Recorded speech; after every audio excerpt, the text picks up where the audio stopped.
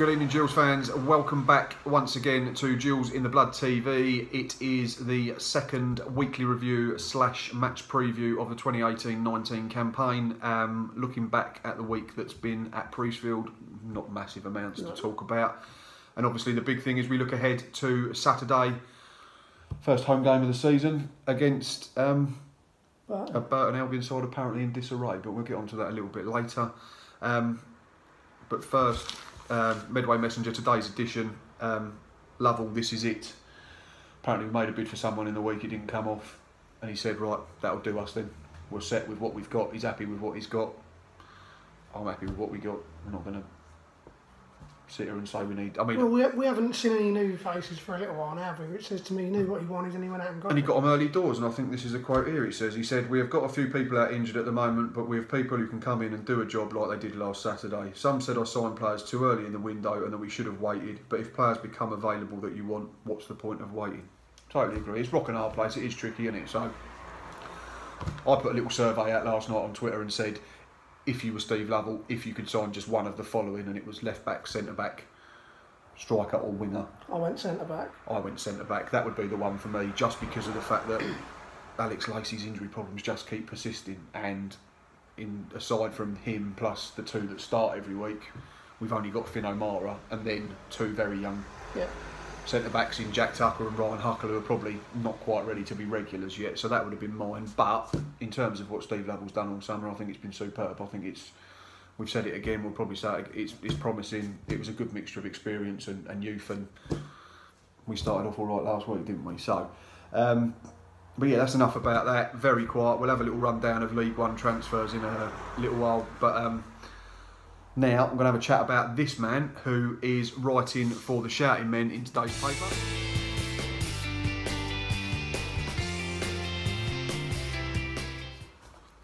That is Regan Charles Cook, I believe, got man of the match in the Medway Messenger last week for his performance at Accrington. Set up the first goal, as we're all very well aware. A really good goal that as well.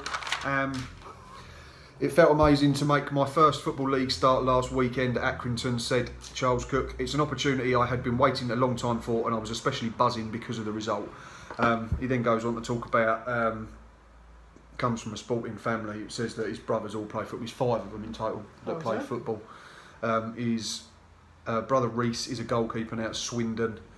He's got another one who's Dulwich Hamlet, I think, and then his 2 younger brothers are on the verge of getting signed up by academy. So, coached by his dad as well. He says they do a pre-season in the back garden still, which I think is excellent to read. That he's a professional footballer and he still starts pre-season in his back garden with his old man and his brothers. So, says his dad used to play to a decent standard, but then took up boxing, and his uncle is a British champion at boxing before, and his mum was in athletics, so proper sporty family. But obviously that's not important. Oh, and he said that he grew up with Brandon Hanlon, who he set up last week for the first goal. Obviously they've grown up together at Charlton, they've known each other since they were 12, but I think we spoke about it a little bit on Monday, but in terms of a debut, that was very promising, wasn't it? Yeah. He offered us... it was more than most of us expected, I think.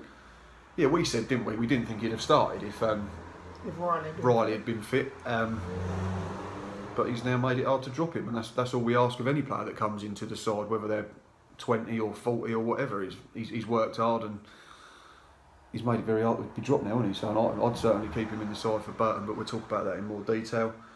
He just offered us something that we lacked last season, didn't we? And that was probably... Well, he ran forwards, which we only had probably 4 or 5 that did that regularly last season. Yeah, and as good as Lee Martin was, he's never out and out quick, was he? No.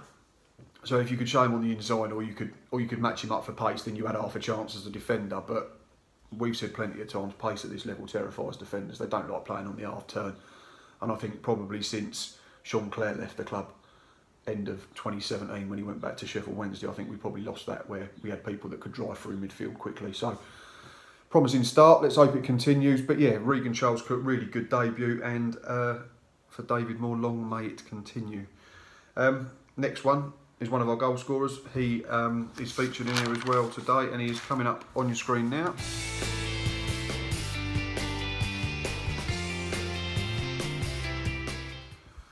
Right, that's Josh Parker. Scored last week. Still gets stick from plenty of Gills fans. I don't understand it, whether you do or not. That's up to you. I'm going to ask you the question. But he says in here, he thinks he can get better again this season. He was involved in 18 goals for us last season. He scored 12 and he assisted 6. So if you add in just the 2 goals he scored at the back end of the season when he arrived, that's 20 goals he's been involved with, not including assists in that 4-month period when he joined in the January. Why do Gills fans not rate him? I think the biggest thing with Parker, he doesn't seem to have nailed down a position. Like, although he starts pretty much every week, he started out wide, he started up front, and because He's played wing back. Yeah, he's played wing back. Like, because he can't nail down a set position, he's one of the I don't know if versatile is the right word, because you only play him out wide or up front, but he gives you an outlet. He's not slow. No, and he seems to be one of the ones for me that, like, over the summer, that when we talk about pace in this dual side, everyone seems to forget he's pretty rapid. And I'm going to sit here and defend him because I think his record's really, really good at our level, and considering the fact that when he first arrived, he probably made I think he played about 20 appearances back end of that season. Half of them were probably from the bench. Yeah. And I think we sat there and said that game when he scored at Rochdale, we got absolutely tonked out of sight. He was probably the only one that come out of that game with credit. And then he was on the bench the next week. Same as the Charlton one. Charlton away when he played. When he come on at half time, didn't he? Yeah, and he was our best player. Yeah, he was our best player. Yeah, it's just, I don't know, it's a weird one for me. I rate him. Sometimes he can be frustrating for people because he'll beat someone, then he'll beat another one, but he kind of runs down blind alleys, and that's my only slight criticism of him. So do we go back to what Mr. Lovell said about him, and similar to Thomas Eves, that Josh Parker has scored a lot of very good goals for us? So is it a case of maybe getting himself in the 6-yard box more and just concentrating on being a striker? Yeah, because I think a lot of times, if we defend in a corner, it's usually him or Liss that are left up, isn't it? Yeah, you use your pace, so you go long if you have to, it might be and run different, it into a we channel. could see Hanlon or Charles Cook or whoever left up top, but when he does that, and yeah, you might beat 1 or 2, and you think, right, come on and come inside, and he almost tries to do a bit too much. I think we said last season he always looked like he started slow and then got stronger in games. I don't think it's always a bad thing, because he is one of the more forward-thinking players. I just think sometimes, because he's in and out of positions, it's difficult for people because you never know where he's playing and what he should be doing, and if that Sky Sports app changes things daily, don't it? True, yeah. So sometimes we had Zach Riley playing up front on that app, so people have seen on that he's down as a striker, and when he started out wide, people are judging him, because he's not scored or because he's not been in the box. And let's remember as well, though, like it says in the paper, just to defend him a bit more, he missed 18 months of football before he joined us. Yeah. He literally didn't play a game because he was having a contract dispute with Red Star Belgrade or whatever it was, to the point where he thought he wanted to quit the game. So I just think he should be given a bit more leeway. That's my opinion. Obviously, it's all about opinions, and different people have different thoughts. He's in the 18 every week regardless. Yeah, because he was our second highest scorer last season, it's not a bad sub to have either. Scored a good goal last weekend as well. So scores different kinds of goals as well, don't he? A headers, a tap in. He scored a couple. Would have had a couple more with a bit more luck as well. And I think we had 2 last season where we think they crossed the line. The Worldie against Oxford, and then the one I think was it Peterborough at home when he should have scored, but he sort of needed it. And I think it was who's the Peterborough keeper last season? Jonathan Bond. Bond managed to shovel it out off the line, but we thought it was in. But yeah, I mean, he scores really good goals. He's a decent enough striker at this level. I think he just gets a little bit of unfair stick. So, but it's all about opinions. Let us know what you think, Gills fans. But that's enough about Josh. Next up, we're going to talk about our leader, not Mr. Lovell, the big fella up the top. Right, this man coming up on your screen.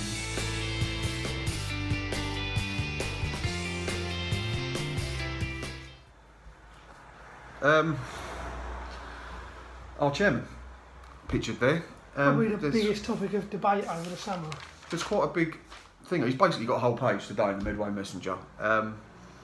Firstly, I'm going to touch on it. I'm going to say, and I'm not going to sit here and say I'm a massive Paul Scully fan or I'm a massive Paul Scully hater. I'm probably somewhere in the middle. I think we both are. We understand that he has his ways of doing things. Is he going to change? Sometimes those ways don't do him any favours, is what I will say. Yeah, exactly. But is it going to change? Very much doubt it anytime soon. Could we be better off? Maybe. Could be worse. Could we be a lot worse off? Maybe. Scully Rethink over Twitter is the first one I'm going to touch on. He came out a couple of months ago and said he's going to join Twitter, a la Darren McAntony.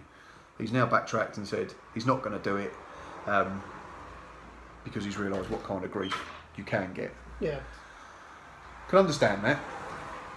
But for all those that are more towards the Scally out camp, if we're going to put a label on it. There is a big chunk of that. Yeah, there is. A rather large chunk.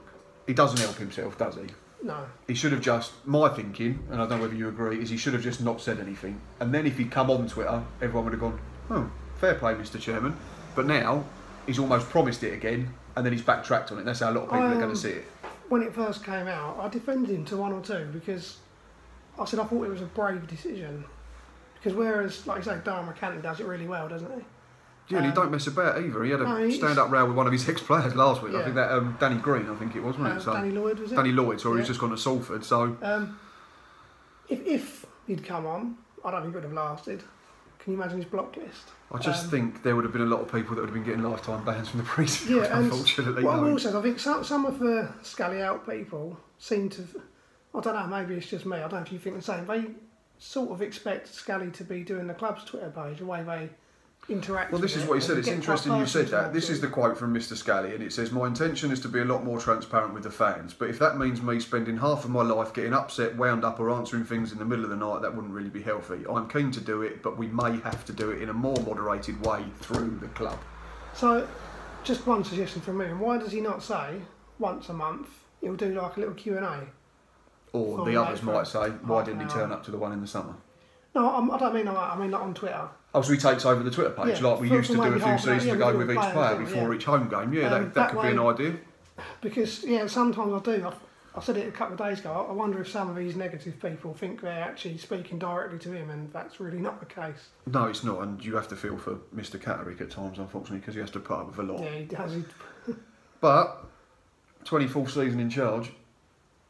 No, he's come out today and he said he believes that very few fans come to him and have a go at him about the way he runs the club. Now again, you can almost understand that because he's lasted nearly a quarter of a century with us.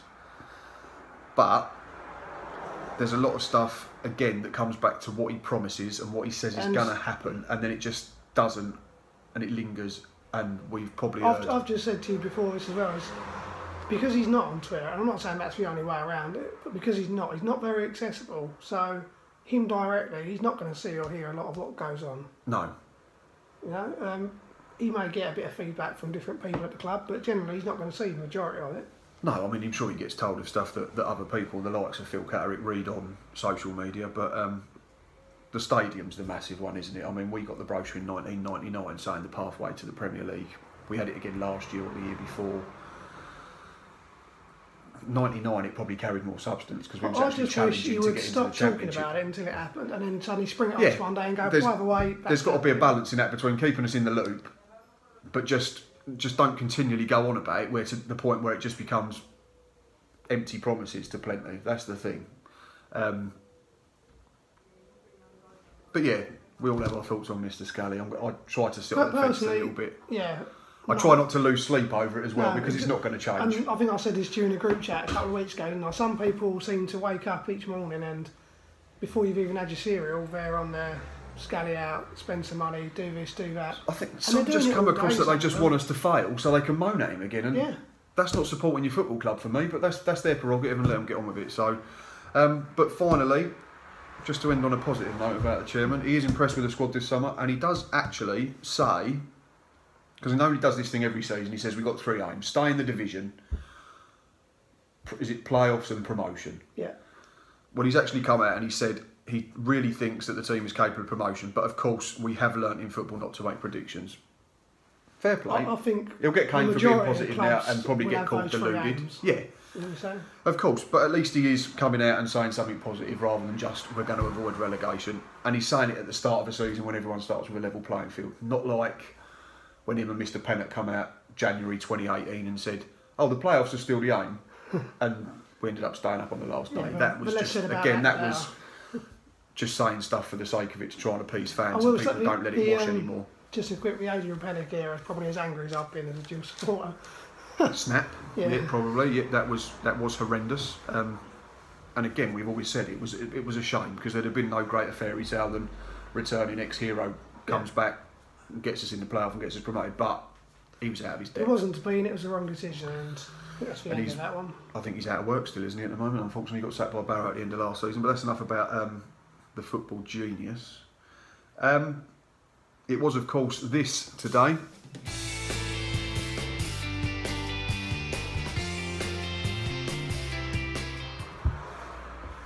Transfer deadline day. 5 o'clock finish, first week of the season. All a bit different. But for me, it just seems a bit ridiculous because the loan window don't shut till the 31st. So surely now anybody that wants a player in for the rest of the season, they just go, oh, we signed him on loan. All that says to me is, like, the Premier League clubs are just... It protects them from selling their players to rivals, doesn't it? But then it becomes complicated again because the windows throughout Europe are all different. Like Spain's another 2 weeks. So so you can't leave to go to another club in England, but you can move abroad. So free transfers is still the same. If they're free agents, you can sign them whenever you like. Loan window now runs till the 31st of August, as it's always done. So now surely if we want to buy a player, or someone in the Premier League wants to buy a player from a rival club, they just say it's a loan deal with a view to a permanent. So there's going to be ways around it. Surely the Premier League operates slightly different, because you wouldn't think that they can still loan players with the 31st, surely. I'm not sure, but it all just seems a bit odd. If he was going to do it, he should have just cut it all off at the same time again. So that's I'm sure it's Darren definitive. did say yesterday or the day before that the EFL have already put out, I don't know, like a protest or something together, like a proposal to stop it and knock it out straight away. Oh really? Yeah. Well, that's an interesting one. And talking of Darren McCantley, we've already mentioned him twice. There was 3 League One transfers that caught my eye today. One involved his team. Ivan Toney's gone Peter on a 2 or 3 year deal. I think that's a ridiculous signing. You know, how we were just saying about Josh Parker, he seems to be one of them, because when I was reading the comments, like you said to me before, his goal record was pretty decent, to be fair.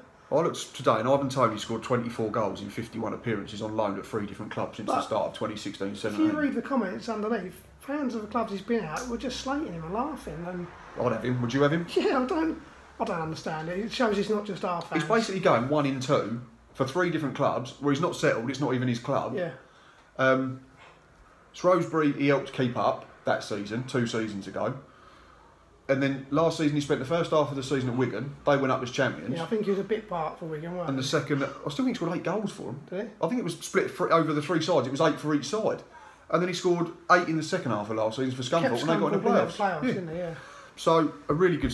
Again, it's youngsters that don't get chances at Premier League clubs, unfortunately. I think he was at Northampton, wasn't he, before Newcastle? I think so. That's where they got him from. I think he played maybe 2 or 3 for Newcastle. Yeah, I don't know. I think it was probably like League Cup games and he got 20 minutes here and there. But that was one that stood out. The second one was not in terms of it's a great signing, and it's one of our ex-boys. That's Stefan Payne, who left Shrewsbury and went to Bristol Rovers. I suppose with a view to replace Ellis Harrison, but that Shrewsbury side's been absolutely obliterated since they got in the playoff final. Terrible, isn't it? I think that's 11 now that started in the playoffs are now no longer at the club. So they've got a massive rebuilding job, and that's why I think they're going to get relegated. I think that's too. Like, and they lost their manager as well. We've had quite big turnovers in the past, haven't we? We've lost 6 or 7. It's basically a whole new 11, isn't it? Yeah, you're almost. But they've been forced to do it, unlike Peterborough, who've gone.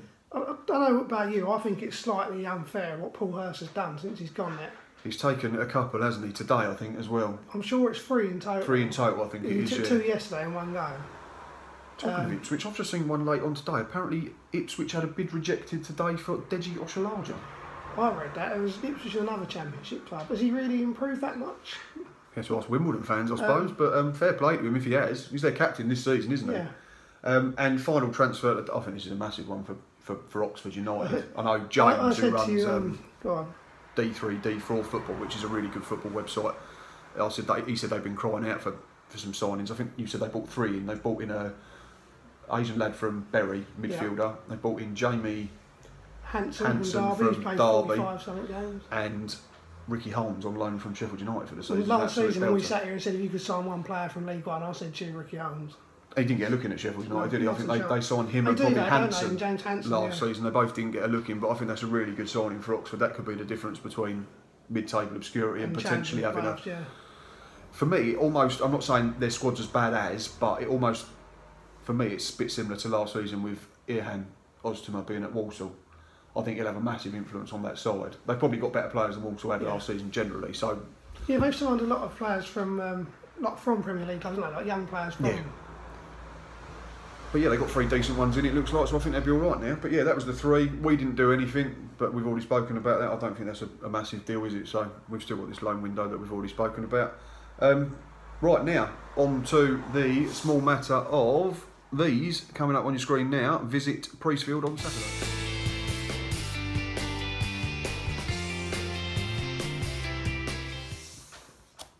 Burton Albion. I didn't realise till the weekend how much disarray they seem to be in. No, similar to Charlton last week when I said to you, I didn't realise just how in bad shape the squads are. I counted tonight, they've got 24. I looked at Soccer Base, which is a website that I use quite a lot. They've got 24 players listed, which is tiny, let's be honest. I mean, that probably includes youth players as well and loanees, so I don't know how many they've got that are actually on the books. They lost at home to Rochdale last week, who struggled in our division last season. And apparently Stephen Bywater effectively had a shouting match and nearly had a fight with his own fans. Because they were singing they wanted Clough out. And the chants were Cloughie out, yeah. So they lost some good players as well, didn't they? I think of the 3 teams coming down, they're probably in the worst shape. Some we've said might take a while to adjust. I think Burton will do well to finish mid-table this year. See, I predicted them, I think, just in the top half, but I didn't realise I was in such a bad way in terms of unrest amongst the supporters. There's two Burton fans on Twitter who I actually follow from back when we won the league. Don't interact with them particularly much anymore, but following what they're saying is their issue with Clough is he'll let 3 or 4 go, but he might only bring 1 or 2 in, and their issue is the quality goes out the door and what he brings back in isn't anywhere near. It's not like they're losing 1 good player. They've lost, I don't know, you think you said 3 or 4? Well, this is the list I looked at. The transfers, and again, I use D3, D4 because that's a really good transfer page. Tom Naylor, Tom Flanagan, Hope Akpan and Matty Lund have all left in the summer, and all they've brought in is 2 kids from Scotland. No disrespect to the Scottish League, but you take Celtic and Rangers out of it, and it's probably, what, League 1, League 2. So you're taking a chance on... I mean, they're the key one, I think, with them, they're still like Lucas Akins, who's been decent in League 2, he's very good in League 1. They've got Marvin Sordell still there, haven't they, who somehow got to move to him in the Championship. I don't understand that. But Stephen Bywater was their first choice keeper. No disrespect to Stephen Bywater, but he was old when he was on loan at us 4 years ago. So, obviously there's not a lot of form to take into account. I'm not doing last season's because I don't think it has much of an effect now, but they lost their opening game. Team news for us is pretty positive. It looks like only Josh Reese and Callum Riley will remain out this Saturday. Connor Wilkinson, Alex Lacey and Elliot List have all returned to training, so you'd hope that they can be involved in some part. Team selection's pretty easy, isn't it? It's unchanged for me, like you say, just exactly the same. I have to disagree, it's got to be the same 11. I've made 3 changes to the bench and I think we've basically done the same. So we're taking out Aaron Simpson, Liam Nash and Bradley Stevenson. And if they are all fit enough for the bench, we bring in Alex Lacey, Connor Wilkinson, Elliot List to go with Tom Hadler, Barry Fuller and Naveed Nasseri and Tom Eves that were all on there last week. I mean, Nasseri could be the one to drop out. It depends which route he goes down, doesn't it? Stevenson surprised me through pre-season. Pleasantly. When he surprised us a couple of times when we see him, and 1 or 2 others have said how decent he's been. There's a couple now that are in front of the lad that everyone keeps persisting with and saying he's going to get games and he's going to... Darren Oldacre seems so far away, it's unreal. On Twitter a couple of days ago and he didn't even start the friendly reserve game, whatever you want to call it, Tuesday at Beechings, did he? Chapman started in front of him, Stevenson started in front of him, Nasseri started in front of him. He's a million miles away. For me, and I've said it once and I'll say it 100 times, there's something fundamentally wrong there, attitude-wise, for me. And he's going to go down the route of Emmanuel Sadaibi for me. Well, I was going to say, Liam Sandy, I was talking to about it the other day. Luke Rooney, you're going to say? Yeah, he gave a great example. He said, look at Luke Rooney. He thought he was... all the ability in the world, but if you ain't screwed on right up top, then you ain't going to get anywhere. And for me, it's a big risk, and I think if it doesn't work this season, that might be the end of it for us. I think he got a 1-year deal issue. I don't think he'll get another one. Last chance, I'd imagine, because it's the same people that have been in and around the club that are looking at him all the time now. Steve Lovell, Mark Patterson, Ian Cox, they've all been there a couple of years. So if they're not seeing a change... Patterson would have had him at youth level, wouldn't he? For ages, yeah. So that could be the end of him. So we hope not, because the kid's clearly got ability. But anyway, we've gone off on a tangent. Right, let's start wrapping this up. Match predictions. I've got mine here. I've written mine down. So I think it'd be the same scoreline. I think 2-0, and I think the same 2 goal scorers. Parker and Hannon? Yeah. I don't know if you can read my scribble. 2-0. I've gone Hanlon and Parrott. I'll stick with Parrott because I said him last week, so I want Parrott to score. All positive again. A really good week. Injury problems are clearing up. 2nd in the league. Stop the season now. We'll be back Saturday for the first match day live of the season. Just before we do, quick shout out to Stocky. yes. Darren, Stocky, friend of the channel. Is it next week? Yeah, next Wednesday. He's him and one of my other good friends. They're going to cycle all around the grounds in Kent. I think the second day they're doing 60 miles that day. And this is for the XXYY XXYY charity. Yeah, Stocky's son.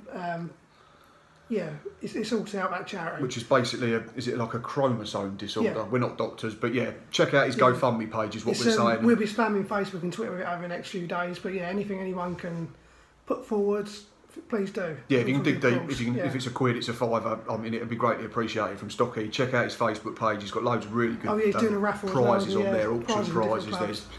I think there's Tom Eves hat-trick boots from last season against Plymouth. Goalkeeper gloves from Glenn Johnson. Glenn Johnson's warm gloves. He's got a couple of signed shirts, championship winning shirt, a load of his squad from last season. There's tickets for some of the lower league clubs. I think Ebbsfleet. Dartford do something this season. I think Folkestone have as well. They're offering tickets. So yeah, have a look. There's quite a bit. There's only one club that ain't done anything yet. Yeah. Anyway, go and check it out. If you can spare a quid, if you can spare a fiver, it'd be greatly appreciated by all of us. We'll see you Saturday for Match Day Live. From Boz, myself, till next time. New shirts are out as well, by the way. We nearly forgot that. Up the Jills.